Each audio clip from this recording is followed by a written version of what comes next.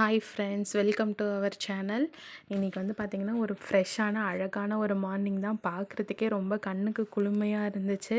இன்னும் கொஞ்சம் நேரம் நிற்கலாம் போல தான் இருந்தது. ஆனால் பசங்களை ஸ்கூலுக்கு கிளப்பணுமேன்னு சொல்லிட்டு கடகடன்னு போயிட்டு லஞ்ச் பாக்ஸ் கட்டி பசங்களை ஸ்கூலில் கொண்டு போய் விடணும். விட்டுட்டு தான் மளிகை கடைக்கு போகணும். ஏன்னா தீபாவளி வருது, மழையில் நம்ம போயிட்டு வரதெல்லாம் சரிப்பட்டு வராதுன்னு சொல்லிட்டு காட்டுமன்னார்குடிக்கு பக்கத்தில் இருக்கிற குடிகாடுன்ற ஊருக்கு தான் நானும் ஹஸ்பண்டும் கிளம்பி போனோம். அவங்க வேணான்னு தான் சொன்னாங்க. நான் தான் வாங்க ஒரு தடவை போய் பார்த்துட்டு வரலாம் அப்படின்னு சொல்லி கூப்பிட்டுட்டு போனோம். போனதுக்கப்புறம் தான் ஏன்டா போனோன்னு நினச்சி பில் போடுறதுக்கு 1 மணி நேரம், பணம் கட்டுறதுக்கு 1 மணி நேரம், திரும்பி அந்த பொருளை கலெக்ட் பண்ணுறதுக்கு 1 மணி நேரம்னு கிட்டத்தட்ட நாங்கள் 10:30க்கு போனோம். அரௌண்ட் 2:30 போல் தான் வீட்டுக்கு வந்தோம். வரும்பொழுது பார்த்திங்கன்னா அதனால தான் அவங்க என்னை பார்த்து சிரிப்பாங்க. நான் போய் சொன்னேன், நீ கேட்டியா அப்படின்னு சொன்னாங்க. சரி, ஓகே, இதுவும் ஒரு நல்ல எக்ஸ்பீரியன்ஸ் அப்படின்னு சொல்லிட்டு விட்டாச்சு. வரும்பொழுது ஒரு வீடு பார்த்தோம். ஒரு புத்தா ஹவுஸு பார்க்குறதுக்கு ரொம்ப அழகாக இருந்துச்சு. அதனால தான் அந்த பிக்சர் இதில் கேப்சர் பண்ணியிருக்கேன், பாருங்கள். அதுக்கப்புறம் பார்த்திங்கன்னா வர வழியில வானம் இருட்டிட்டு லைட்டாக தூறல் போடவே மயில் அழகாக அங்கே ஒன்று போயிட்டு இருந்தது. முடிஞ்ச அளவுக்கு கேப்சர் பண்ணியிருக்கேன், தெரியுதான்னு தெரில.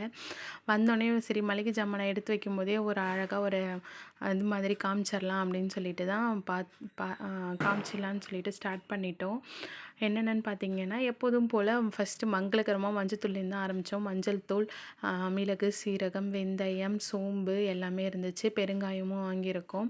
மெயினாக விளக்கெண்ணெய் வாங்கியிருக்கோம். ஏன்னா பசங்களுக்கு அடிக்கடி எப்போ ஸ்டொமக் பெயின் வருதுன்னே தெரியாது. அதனால் தொப்புளில் வச்சா குழந்தைங்களுக்கு கொஞ்சம் உடனே ஹீட்டை குறைக்குன்றதுனால. அப்புறம் எள், ஏலக்காய், ஒரு பல்காக நான் ஒரு 5 லிட்டர் எண்ணெய் வாங்கினோம். ஆனால் இப்போ வீட்டுக்கு வந்த உடனே 1 லிட்டர் எடுத்தாச்சு, சமையலுக்கு தேவை அப்படின்னு சொல்லிட்டு. அடுத்தது வந்து பார்த்திங்கன்னா கடலை மாவு, மைதா மாவு, புளி, அதுக்கப்புறம் பார்த்திங்கன்னா பருப்பு வகைகள் என்னென்னு பார்த்திங்கன்னா பாசிப்பருப்பு, கடலைப்பருப்பு, துவரம்பருப்பு. இதில் வந்து பாசிப்பருப்பு வந்து பார்த்திங்கன்னா எங்கள் ஊர் சைடெலாம் பைத்தம் பருப்புன்னு தான் சொல்லுவாங்க. உங்கள் ஊர் சைடெலாம் நீங்கள் என்னென்னு சொல்லுவீங்கன்னு சொல்லுங்கள். அதுக்கப்புறம் உளுந்து. இட்லி தோசை இல்லாமல் ஒரு லைஃப் இல்லைன்ற அளவுக்கு இந்த காலத்தில் லைஃப் ஸ்டைல் மாறிடுச்சு. அதனால் நாங்கள் கண்டிப்பாக உளுந்து வந்து வாங்கியாச்சு. உளுந்து இல்லைன்னா வேலையே ஓடாது. எல்லாமே ஏன் பல்காக வாங்கியிருக்கேன்னு பார்த்தீங்கன்னா, இன்னும் ஒரு 6 மாதத்துக்கு மளிகை கடை பக்கமே போகக்கூடாது. ஏன்னா ஏற்கனவே எல்லாமே வந்து வாங்கியாச்சு. வாங்குறதுக்கு எதுவுமே இல்லை. நல்லெண்ணெய் மட்டும் செக்கில் அரைச்சிக்கலாம் அப்படின்ற ஒரு ஐடியா. செக்கில் அரைச்சிக்கலான்றத விட வாங்கிக்கலான்றதுனால வந்தாச்சு. இது பார்த்தீங்கன்னா பொட்டுக்கடலை. நாங்கள் அடிக்கடி தேங்காய் சட்னி பண்ணிகிட்டே இருக்கிறதுனால பொட்டுக்கடலையும் கொஞ்சம் கூட தான் வாங்கியிருக்கோம். அதுக்கப்புறம் பார்த்திங்கன்னா மிளகாய்த்தூள், காரப்பொடி, மஞ்சத்தூள்லாம் பார்த்திங்கன்னா அரைச்சிக்கிறது தான். நம்ம எப்போவுமே பாக்கெட்டில் வாங்குறது கிடையாது. வெயிலில் காய வச்சு ஸ்டோர் பண்ணி வச்சுக்கிட்டோன்னா அது கிட்டத்தட்ட நமக்கு 3 மாதம் 6 மாதத்துக்கு வரும். அது ஏற்கனவே வாங்கி வெயில் இருக்கும்போதே காய வச்சு அரைச்சி எடுத்தாச்சு. இப்போ பார்த்திங்கன்னா பாசிப்பருப்பும் ரவையும் தான். இது எதுக்குன்னு பார்த்திங்கன்னா ரவா லட்டு, பாசி உருண்டை செய்யலாம் அப்படின்னு சொல்லிட்டு தான் அது வாங்கியிருக்கோம். அதுக்கப்புறம் பார்த்திங்கன்னா ஷாம்பு, சோப்பு இதெல்லாம் வந்து தீர வாங்கிக்கலான்னு கொஞ்சமாக தான் வாங்கியிருக்கோம். அதுக்கப்புறம் பார்த்திங்கன்னா சீயக்காய். நமக்கு தெரியும் தீபாவளி அன்றைக்கி நமக்கு கண்டிப்பாக தேவை நல்லெண்ணெயும் சீயக்காவும் தான். அதை வச்சு படைக்கணும். அதனாலே கண்டிப்பாக அதை மறக்காமல் எப்படியும் வாங்கிடணுங்க, மறந்துடாதீங்க அப்படின்னு சொல்லிட்டு தான் போனோம். போயிட்டு அது மாதிரியே மறக்காமல் வாங்கிட்டு வந்துட்டோம். ஃபைனலாக உப்பு வந்து பார்த்திங்கன்னா இங்கே மண்டியில் தான் வாங்குவோம். 5 கிலோ வாங்கி வச்சுப்போம், தீர மட்டும் விட மாட்டோம். அடுத்தது பார்த்திங்கன்னா நைட் ஆகிடுச்சு, எங்கே முடியல அப்படின்னு சொல்லிட்டு அவங்கக்கிட்ட கேட்டேன். அவங்க என்னை விடவே நல்லா சமைப்பாங்கன்றதுனால நம்ம வீட்டில் பிரச்சனை இல்லை, முடியலன்னா அவங்க செஞ்சு தருவாங்க. நான் வந்து எல்லா காய்கறியும் உட்காந்துட்டே கட் பண்ணி கொடுத்துட்டேன். சரி மேகின்னு சொல்லக்கூடாது, நூடுல்ஸ் ஓகேவா, ஹக்கா நூடுல்ஸ் வாங்கி செஞ்சுக்கலாம் அப்படின்னு சொல்லிட்டு வீட்டில் ஏற்கனவே இருந்ததுனால ஃபஸ்ட்டு வந்து பார்த்திங்கன்னா எதுவுமே தாளிப்புக்கு கொடுக்கல. வெறும் பச்சை மிளகாய், வெங்காயம், தக்காளி, உப்பு போட்டு நல்லா வதக்கிக்கிட்டாங்க. அதுக்கப்புறம் பார்த்திங்கன்னா கேரட், பீன்ஸ் எல்லாமே ஓரளவு ரொம்ப நைஸாக தான் கட் பண்ணியிருந்தேன். ரொம்ப பெரிய சைஸ்லாம் கிடையாது. நல்லா சாட்டே பண்ணாலே கடகடன்னு வதங்கிடணும், அந்த லெவலுக்கு தான் இது பண்ணியிருந்தேன்.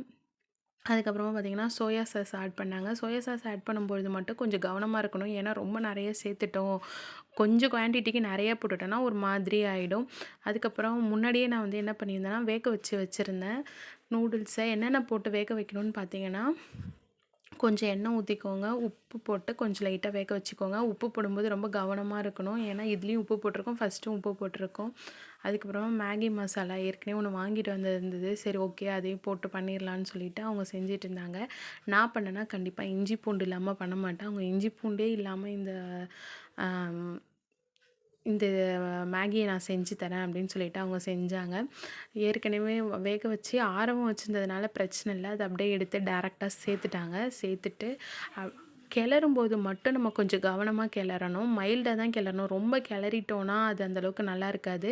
அதேமாரி வேக வைக்கும் பொழுதுமே நம்ம ரொம்ப வந்து வேக வச்சிடக்கூடாது. கிட்டத்தட்ட 90% இதில எடுத்துட்டோம்னா, அது ஒண்ணோட ஒண்ணு ஒட்டாம நமக்கு உதிரியா நல்லா கிடைச்சிரும். எடுக்கும்போதும் ஒரு ஸ்பூன் எண்ணெய் ஊத்தி, வடிகட்டி நம்ம ஆற வைக்கணும்.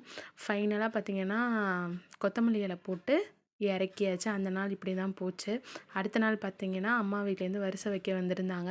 எங்க ஊர் சைடு பார்த்தீங்கன்னா, வரிசை வைக்கிறது வந்து அம்மா வீட்லேருந்து வரும். பொறந்த பொண்ணுங்களுக்கு கண்டிப்பா வச்சு குடுப்பாங்க.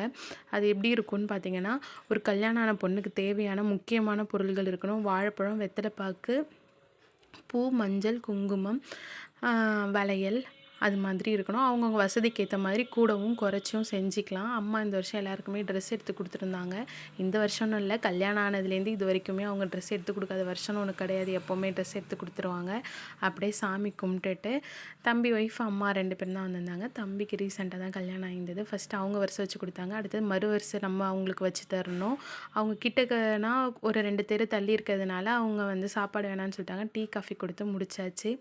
இந்த விலாக் உங்களுக்கு பிடிச்சிருக்கும்னு நம்புறேன். அதனால நம்ம சேனலை லைக் பண்ணுங்க, ஷேர் பண்ணுங்க, சப்ஸ்கிரைப் பண்ணுங்க. Thank you.